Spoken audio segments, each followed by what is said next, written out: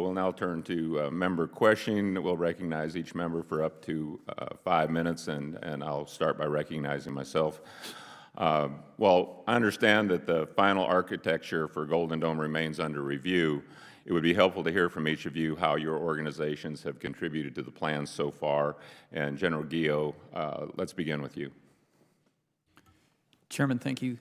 As you mentioned, we still don't know the final configuration, but NORAD and NORTHCOM, as separate commands, provided input to both OSD and Joint Staff in terms as the supported command, what capabilities we would need from a Golden Dome approach.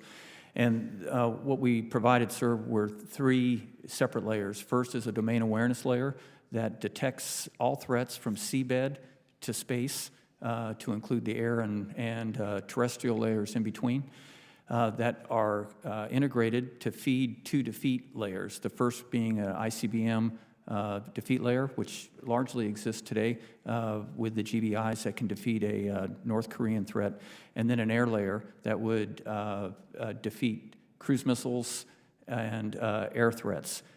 The challenge, I think, is the hypersonics, which at different parts of their flight profile could be in the ICBM phase or the air phase. And so making sure that the detect and track capability was flexible enough to handle hypersonics, and then, of course, the defeat mechanisms as well.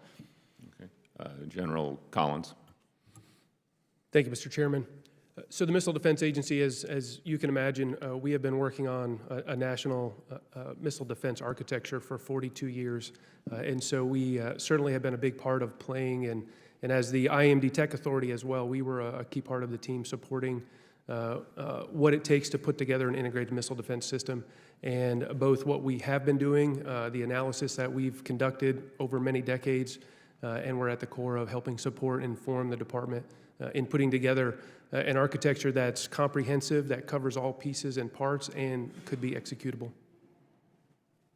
General Gainey.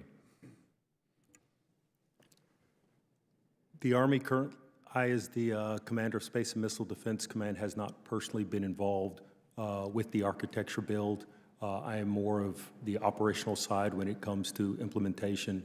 However, our team continues to man the GBIs and are prepared to support NORTHCOM in any capacity moving forward. Thank you, sir. Thank you. And Ms. Yappy. Thank you. Given the whole of department nature of this problem set and the expansive vision, the Office of the Secretary of Defense for Policy joined with Joint Staff early in the days of receiving the executive order to try to convene the core elements of the department, the experts, the stakeholders, to help frame it in terms of what the department would need to do, lay out the requirements, make sure that we understood the guidance from the White House, and start building out different options. We certainly turned it to the technical folks to dig in and build the architecture from there. But this is an all-encompassing problem, and the Office of the Secretary of Defense for Policy has helped in the early days to coordinate it. And once we have a decision on the architecture, the intention is to go to phase 2 and to lead and conduct a theater missile defense review, as that will be important, as well as just broader considerations of strategic requirements. Thank you. Thank you. General Guillot, can you talk about how the threats were considered in this process? This isn't just building a capability for the sake of capability. This is based on evolving threats to the homeland. And I think it's interesting we talked about what it was 6 years ago, what it is today, and what you expect it to be. And from your opening statements, obviously there's great concern. So can you just talk about how you went about this? Chairman, we did use the threat as the basis for our requirements that we put forward.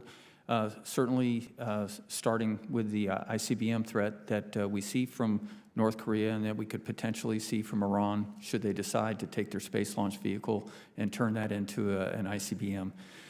Then the hypersonic threat, which, as I mentioned a moment ago, kind of goes through both the ICBM portion, depending on how it's launched, all the way through a terminal phase challenge for us.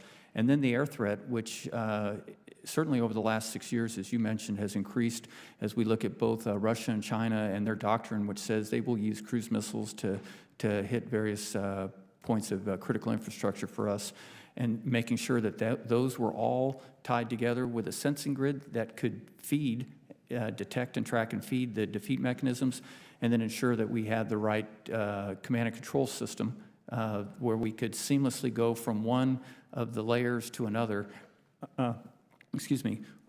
with one operator to make sure we're defeating those threats.